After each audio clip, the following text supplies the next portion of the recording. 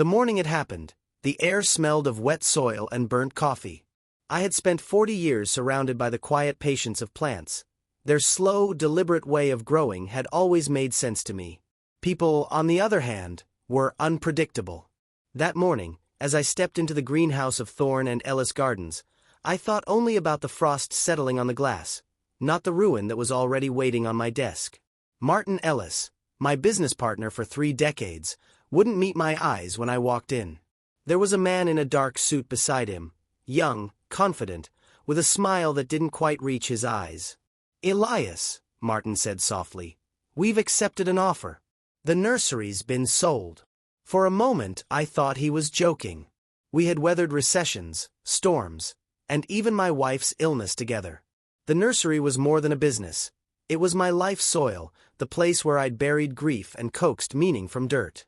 But Martin went on, explaining numbers and paperwork, avoiding my silence. The new owner didn't need redundant management. Redundant, that word clung to me like a burr. I stood there, the smell of compost heavy in the air, watching men in suits stroll through aisles of jasmine and fern as if they were furniture. My name was still on the sign outside, but it meant nothing now. By evening, I was at home in the echoing quiet of a house that used to hold laughter. My wife, Lillian, had been gone 5 years. The walls still carried her scent, lavender and lemon oil, but the mortgage notices on the kitchen table erased whatever comfort that smell gave me. Retirement had been a dream we once shared. Now it was a punishment I couldn't afford. I made a pot of tea and stared at the old photo on the counter, Lillian in her garden hat, smiling beneath a trellis of roses. She used to say, "Eli, a garden doesn't die, it just needs tending." I wished people worked the same way. The phone sat beside me like a challenge. I hadn't spoken to my son, Darius, in nearly 2 years. Our last conversation ended with shouting, about the business, about how I'd wasted my life pruning plants while he built something real. Still, he was all I had left. Pride bent easily under the weight of desperation. It rang 6 times before he answered. His voice was clipped, cautious. "Dad." "Hello, son," I said, my throat dry. I lost the nursery." A pause, then a sigh that sounded more like irritation than concern. "That's rough. What are you going to do?" I didn't have an answer. The silence stretched until I finally said, "Could I stay with you for a little while? Just until I get things sorted." Another pause.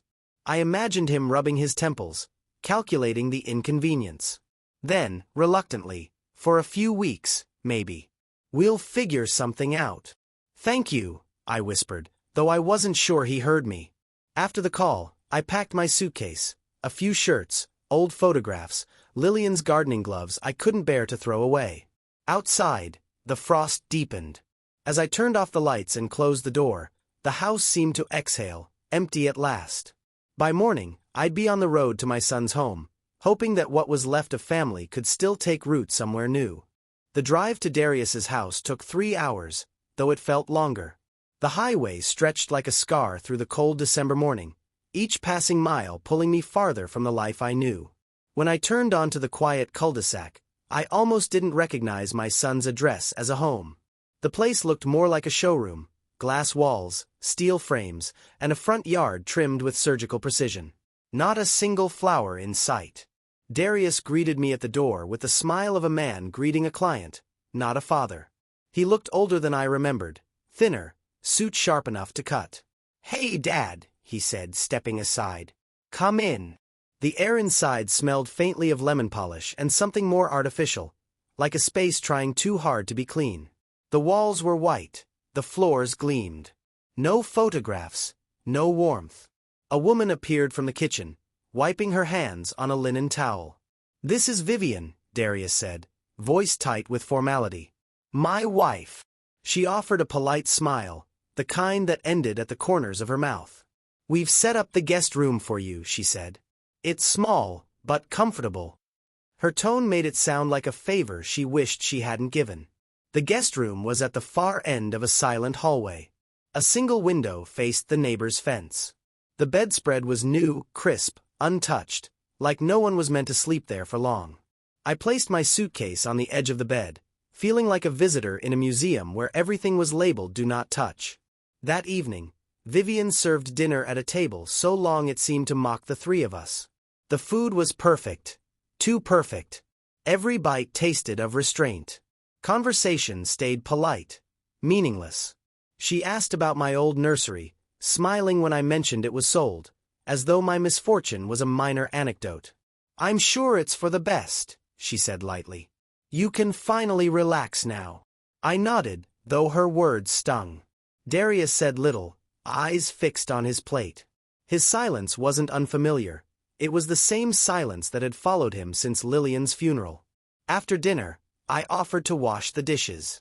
Vivian refused with a quick, practiced smile. "We have someone who comes for that," she said, already stacking plates in a way that suggested I'd only be in the way.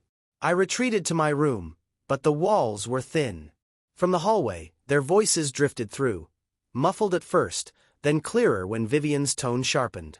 "He'll only drag us down," she whispered. "You know how people talk. Your father. He's not exactly the image we want." Darius's reply came low and tired. "It's just for a few weeks." My hands tightened around the edge of the bedspread. I thought of the frost outside, of how roots can die quietly under the surface before anyone notices. In that sterile, gleaming house, I realized something simple and cold. I was no longer a father or a guest. I was a problem to be managed. Still, I told myself it was temporary. I just needed time to find work, rebuild, start again. But some homes, like some gardens, only look alive until you touch the soil beneath. I woke early each morning, long before the house stirred. Habit, I suppose. Years of opening the nursery at dawn had trained me to greet the day before anyone else. Here, in Darius's spotless home, my rituals felt out of place, like weeds in polished soil. I started small, trying to be useful. I cooked breakfast, eggs, toast, the scent of coffee filling the silent kitchen. Vivian appeared as I set the table, still in her silk robe. She looked at the pan, then at me, and forced a smile. "Oh, how thoughtful," she said, reaching for the plate. "But Darius doesn't eat fried food. He's on a program." She scraped the eggs into the trash before I could respond. I muttered an apology, though I wasn't sure for what. When Darius came down, dressed for work, he gave me a distracted nod. "Don't worry about breakfast, Dad. Vivian's got it handled." Then he kissed her cheek, keys jingling, and was gone before the clock struck 8. The house was silent again. Too silent. I found myself drawn to the backyard, if you could call it that.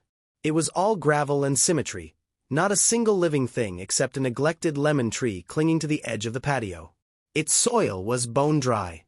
I fetched a watering can from the shed and knelt beside it. For the first time since moving in, I felt a flicker of peace.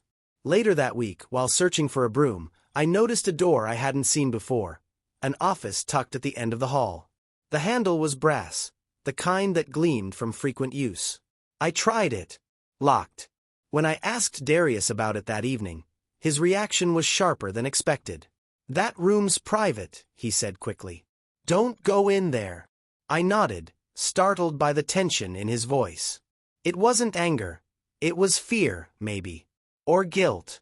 The next morning, curiosity tugged at me. I checked again, but the small silver key that had once hung from the hallway hook was gone. Only the faint outline of dust where it had rested remained. That evening, Vivian scolded me for leaving muddy footprints near the kitchen. Her tone carried something cold beneath the surface. "We just like to keep things orderly here," she said. Orderly. Perfect. Controlled. I returned to my room that night, the image of that locked door pressing on my thoughts like a splinter. I couldn't explain it, but I knew something behind that door mattered, a truth kept just out of reach.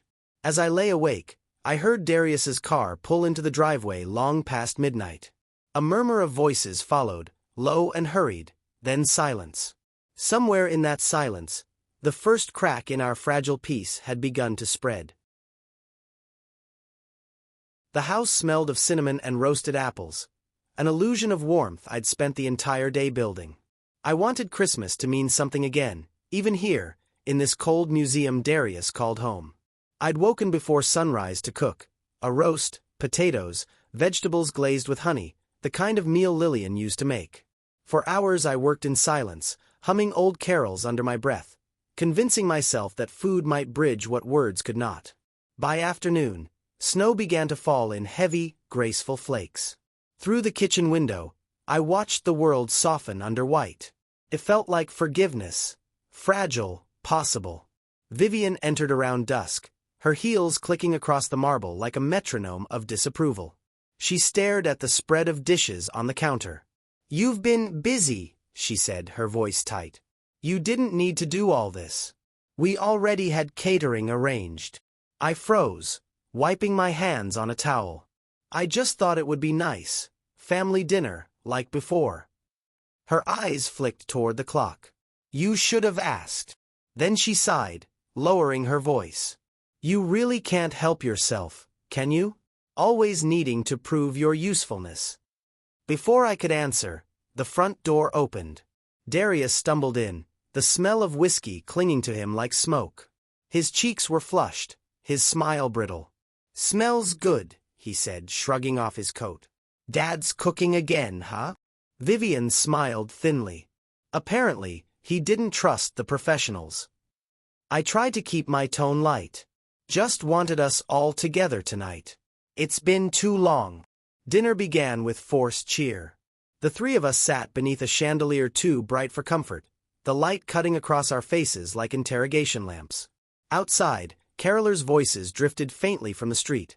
Soft, hopeful melodies at odds with the tension inside.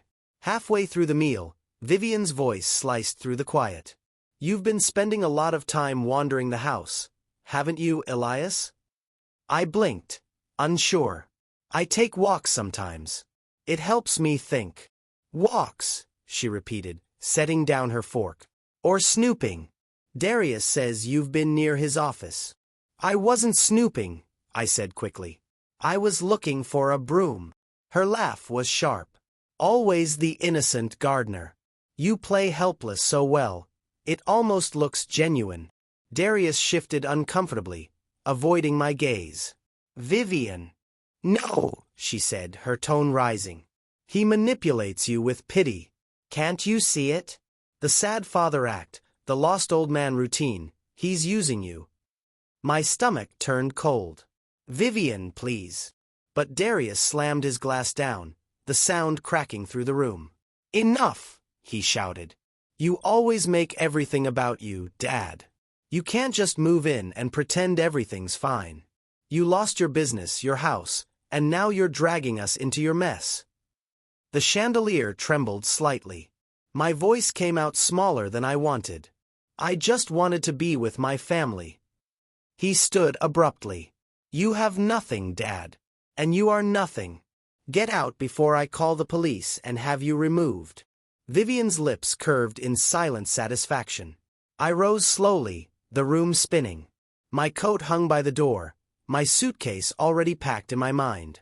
I turned once toward Darius, hoping to find a trace of the boy who once followed me through fields of sunflowers. He was gone. As I stepped outside, snowflakes caught in my hair like ashes. The cold bit through my jacket, but it was quieter out there. Mercifully quiet. Through the window, I saw the faint reflection of someone watching. Marcus, the housekeeper, standing in the hallway shadows, eyes heavy with pity. I nodded once, though I wasn't sure why, and walked toward the gate. Behind me, laughter resumed faintly, brittle and false. The night swallowed me whole, and the sound of Christmas faded behind the closing door. Snow blurred the edges of the road as I walked, my suitcase dragging behind me like a wounded limb. The houses grew farther apart until the glow of the city vanished, swallowed by the white silence of the countryside. My hands had gone numb hours ago. The last bus had passed long before Darius threw me out. I didn't know where I was going, only that I couldn't stay there. By midnight, the storm had deepened. I followed a narrow lane bordered by black trees until I reached an iron gate dusted with snow. Beyond it rose a mansion, half hidden behind bare oaks, its windows glowing faintly gold. The sight felt unreal, like stepping into someone else's memory. I gripped the gate for balance, my vision tunneling. The world tilted and I fell. When I woke, I was wrapped in a heavy wool blanket, the scent of lavender filling my nose. A fire crackled nearby. For a moment, I thought I had died and found Lillian waiting by the hearth. But the figure who turned toward me was taller, younger, and very much alive. "You're awake," she said softly. Her voice had a practiced calm, like someone used to giving orders gently. "I'm Vivian Hale. You collapsed outside my gate." I tried to sit up, but dizziness pinned me down. "I'm sorry," I managed. "I didn't mean to trespass." "You didn't," she said, pouring tea into a porcelain cup. "You were freezing to death. That's hardly a crime." Her house was vast but strangely quiet. The walls were lined with oil paintings, faces that seemed to watch even when I looked away. Snow tapped the windows in slow rhythm. "I'll be fine," I said. "I just need to rest a bit and move on." She studied me. "You're a gardener, aren't you?" The question startled me. "How did you know?" "Your hands," she said simply. "They're the hands of someone who works with life.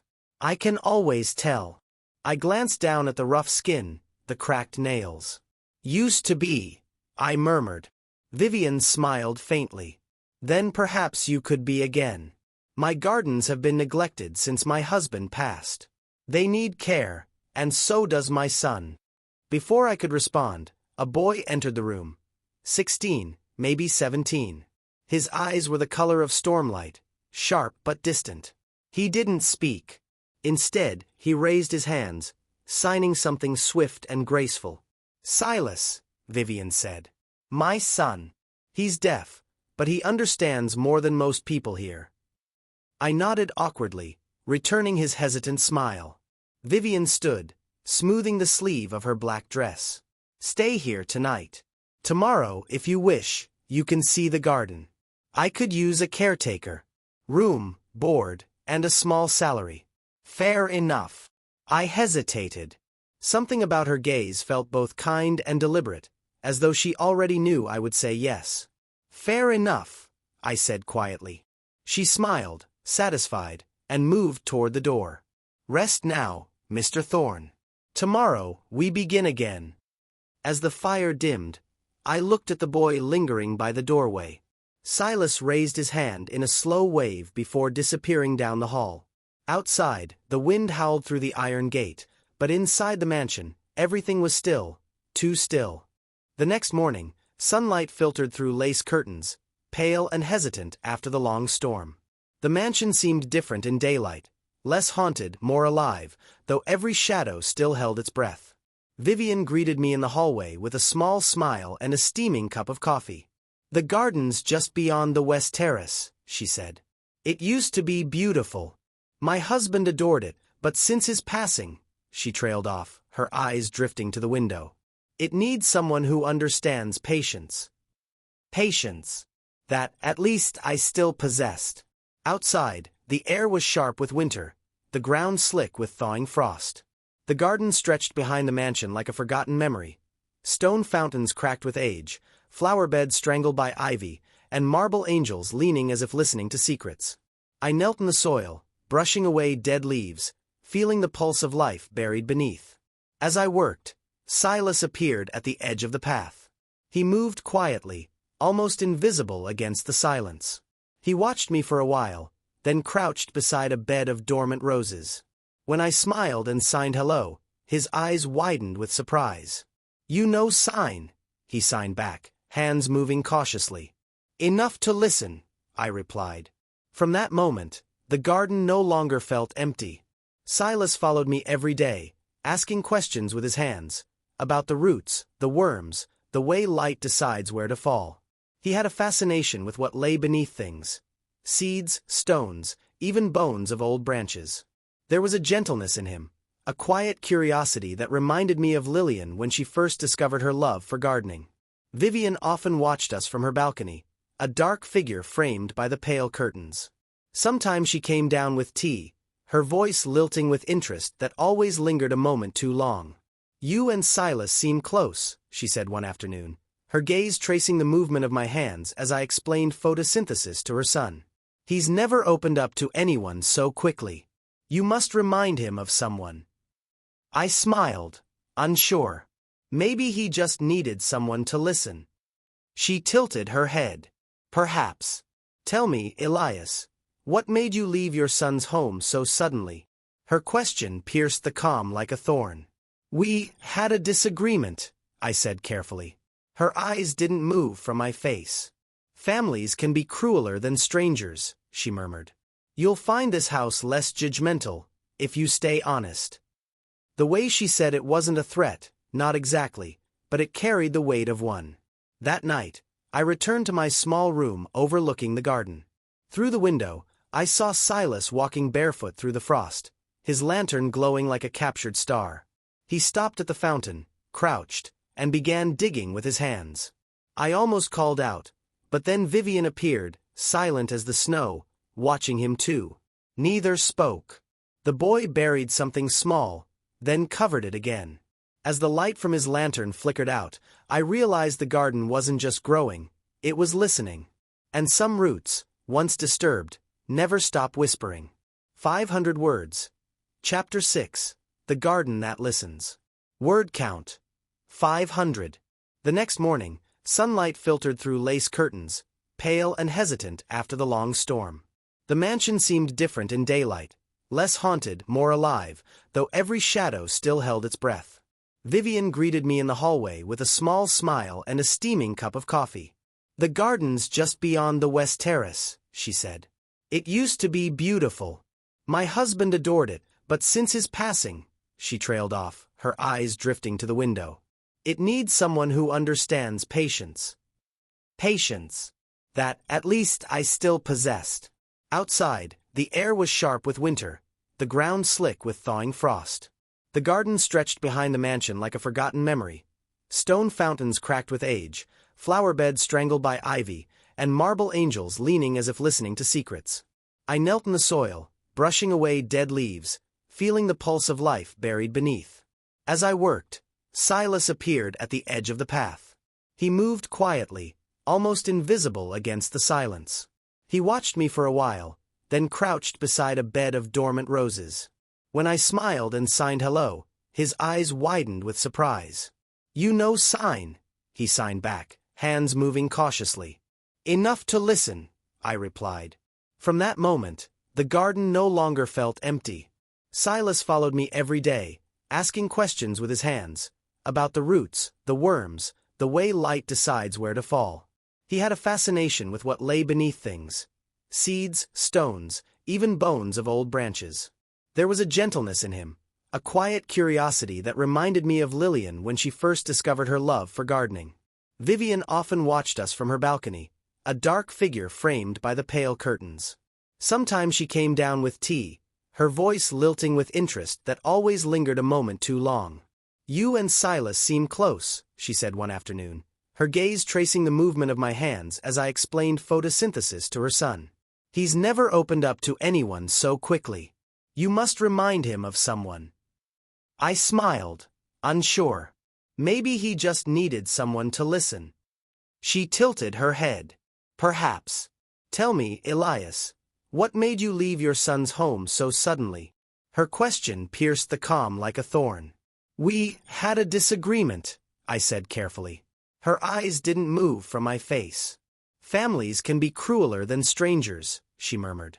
You'll find this house less judgmental if you stay honest. The way she said it wasn't a threat, not exactly, but it carried the weight of one. That night, I returned to my small room overlooking the garden. Through the window, I saw Silas walking barefoot through the frost, his lantern glowing like a captured star. He stopped at the fountain, crouched, and began digging with his hands. I almost called out, but then Vivian appeared, silent as the snow, watching him too. Neither spoke. The boy buried something small, then covered it again. As the light from his lantern flickered out, I realized the garden wasn't just growing, it was listening. And some roots, once disturbed, never stop whispering.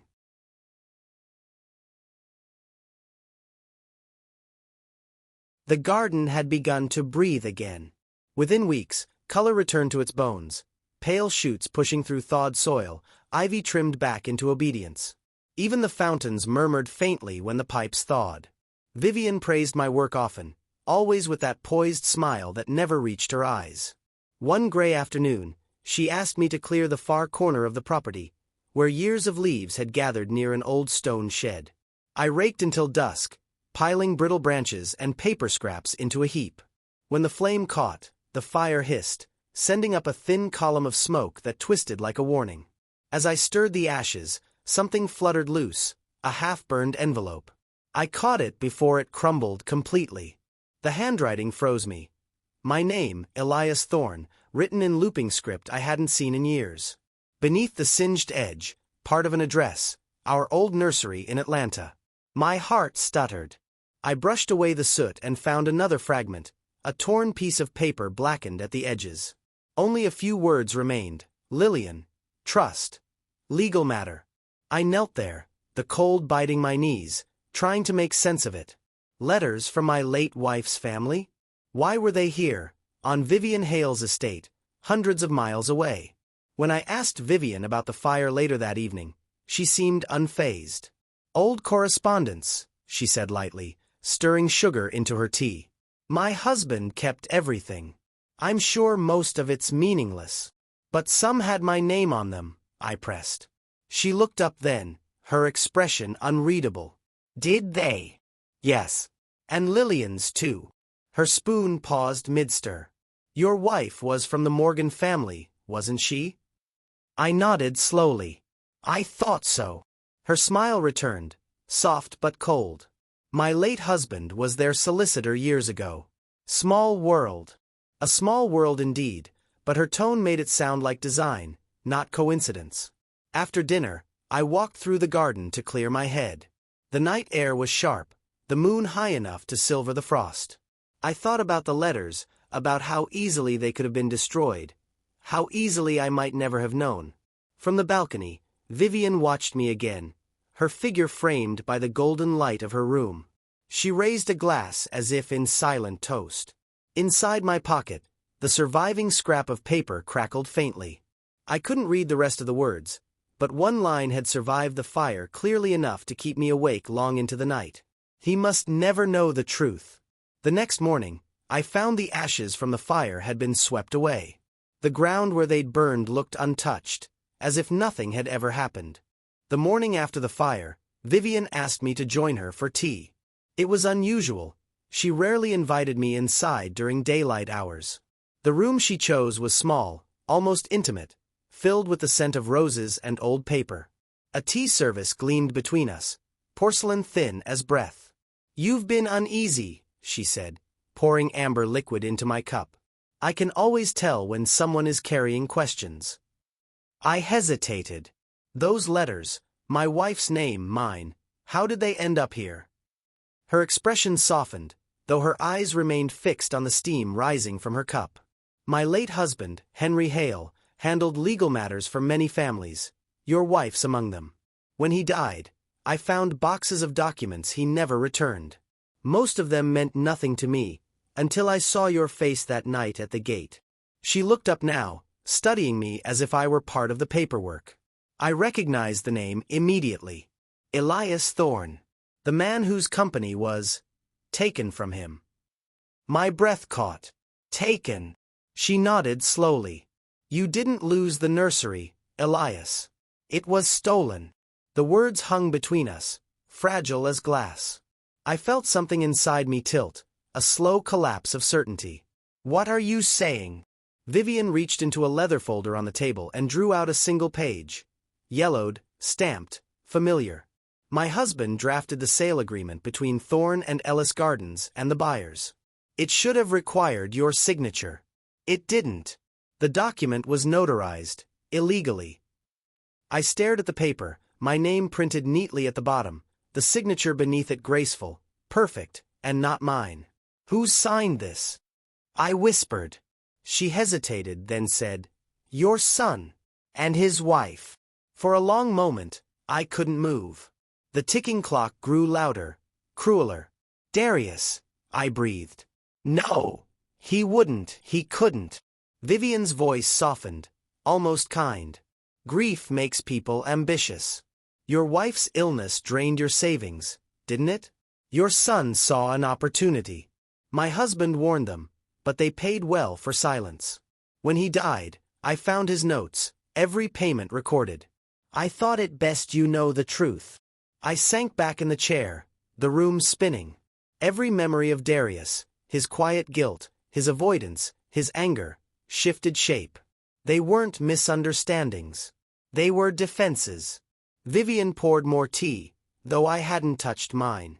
I don't tell you this to wound you, Elias. But secrets rot when left in the ground. And I think you've buried enough. Her voice trembled on the edge between sympathy and satisfaction. She slid a small envelope across the table. Inside are copies of the documents Henry kept. Bank transfers. Signatures. Proof. I didn't reach for it. The paper might as well have been fire. Outside, the garden waited under a thin veil of frost, innocent of the ruin blooming inside me. When I finally spoke, my voice was almost calm. Why tell me this now? Vivian smiled faintly. Because truth, Mr. Thorne, is a seed. It grows whether you want it to or not. And in that moment, I understood. She hadn't just saved me that winter night. She had been waiting for me. The soft glow of the late afternoon filtered through the heavy curtains of Elias's study, casting long shadows over the scattered papers and open folders sprawled across his desk. Every detail mattered now. Each file, each document was a piece of the puzzle that would expose the lies and betrayals that had nearly destroyed him. Elias sat motionless, his fingers steepled beneath his chin, his eyes cold and sharp as the truth he sought. Vivian had returned from her own careful inquiries, bringing with her the fragments of evidence Elias had lacked before. She was a ghost from his past, but also the key to his future, a living testament to the deceit that had been woven by Darius and Vivian. Her demeanor was quiet but resolute, and in her presence, Elias felt the weight of years settle heavily on his shoulders. They spoke little, their conversations measured and deliberate, like two chess players anticipating the moves yet to come. The plan was not one of violence or rash confrontation. That was not Elias's way. Instead, he sought something far more potent: exposure. Justice, he told himself, tempered with a cold calculation. He would use the law, the undeniable facts, and the carefully gathered proof to dismantle the illusion that Darius and Vivian had so skillfully crafted. But he also knew this was more than justice. It was personal. It was a reckoning. Silas, the ever-watchful assistant, moved silently through the background, a shadow in the dim light. His eyes missed nothing, every whispered conversation, every subtle gesture recorded in silence. Elias relied on Silas's vigilance as much as on the legal documents. Information was power, and Silas wielded it with unerring precision. Together, they compiled records, financial statements, forged contracts, and testimonies from those who had been unwittingly caught in the crossfire. The evidence was growing, a web of undeniable truths ready to be revealed. But timing was crucial. Elias was patient. He knew that the emotional fracture beneath the surface would be the final instrument to shatter the carefully maintained facade. To that end, the reunion dinner was conceived, a gathering under the guise of forgiveness and closure. Invitations would be sent delicately, with no hint of the storm beneath. Elias imagined the tension in the room, the faces forced into smiles, the thin veil of civility stretched to its breaking point. It was a trap woven with subtlety, one that would force Darius and Vivian to confront the consequences of their actions in the most public and undeniable way. Yet even as he plotted, Elias felt the blurred lines of his own morality. Was this justice, or was it revenge? The question lingered like a shadow, but it could no longer deter him. The calm before the storm was thick with anticipation, and the seeds of his reckoning were sown deep within the gathering dusk. As he looked out the window, the last rays of sun fading into twilight, Elias steeled himself. The time for patience was ending. The time for reckoning was near. If you'd like me to help with the next chapter or make tweaks, just let me know. 1 year had passed since Elias had quietly set the wheels of his plan in motion. The cold months had softened into winter, and the city shimmered beneath a blanket of festive lights. It was in this glittering season of goodwill and celebration that the invitation arrived. An elegant envelope embossed with gold leaf and a delicate emblem, the Hale Foundation. Darius held the invitation in his hands, the paper heavy and luxurious. His eyes flicked over the ornate script, reading the details aloud to Vivian, who stood beside him, her smile as polished as the glass ornaments twinkling on their Christmas tree. The gala promised an evening of charity and reconciliation on Christmas Eve, hosted in the recently restored garden of the Hale estate. Vivian's laughter rang lightly, masking a flicker of uncertainty beneath her composed facade. The Hale Foundation, she murmured. An impressive name for a charity. Darius waved off the doubt, his confidence almost smug. It's the perfect event for us to remind everyone who's still in charge. They had rebuilt their lives since the fall of Elias's empire. New faces, new alliances, but always a lingering shadow of the past. Neither knew Elias was alive, hidden beneath the surface of their carefully crafted world. The invitation was a siren's call, a glittering trap they would unknowingly walk into. The evening of Christmas Eve arrived with biting cold and a star-studded sky. Darius and Vivian dressed with meticulous care, her gown shimmering like freshly fallen snow, his tuxedo sharp and immaculate. They arrived at the mansion, the grand estate alive with soft music, warm lights, and the gentle murmur of guests dressed in finery. The restored garden was transformed into a winter wonderland, delicate fairy lights wound around ancient trees, and ice sculptures catching the glow of lanterns. The air was crisp, scented faintly with pine and cinnamon. It was both beautiful and unsettling, a stage set perfectly for what was to come. Unseen by the revelers, Elias watched from a shadowed corner, his expression unreadable beneath the festive glow. The years of waiting had sharpened his resolve but not dimmed the cold calculation in his eyes. This was his moment to reveal the truth, to dismantle the world Darius and Vivian had rebuilt on lies. The irony was not lost on him, that on a night meant for forgiveness and charity, he would deliver his reckoning. The Hale Foundation Gala was more than a celebration. It was a carefully constructed stage for poetic justice. As the guests mingled and laughter floated through the crisp air, the seeds Elias had planted long ago were ready to bloom. The past was no longer buried, it was about to be unearthed. If you want, I can help with the next chapter or any further development. The grand ballroom of the Hale estate was alive with the soft hum of polite conversation and the clinking of crystal glasses. The Christmas Eve gala was in full swing, guests wrapped in finery and holiday cheer, unaware that beneath the sparkle and laughter, a reckoning was quietly unfolding. Vivian stood near the podium, her posture calm yet resolute as she prepared to speak. The ornate hall was filled with influential faces, socialites, philanthropists, business leaders, all gathered under the banner of the Hale Foundation. The foundation's name, once a symbol of prestige, now carried a weight far beyond charity. When Vivian's voice broke through the festive murmur, it was steady and clear, cutting through the room like a blade. This evening, we celebrate more than the holiday season. We celebrate renewal, justice, and hope. She paused, letting the words sink in before continuing. The Hale Foundation is proud to announce the opening of a new rehabilitation center, a sanctuary for those seeking second chances.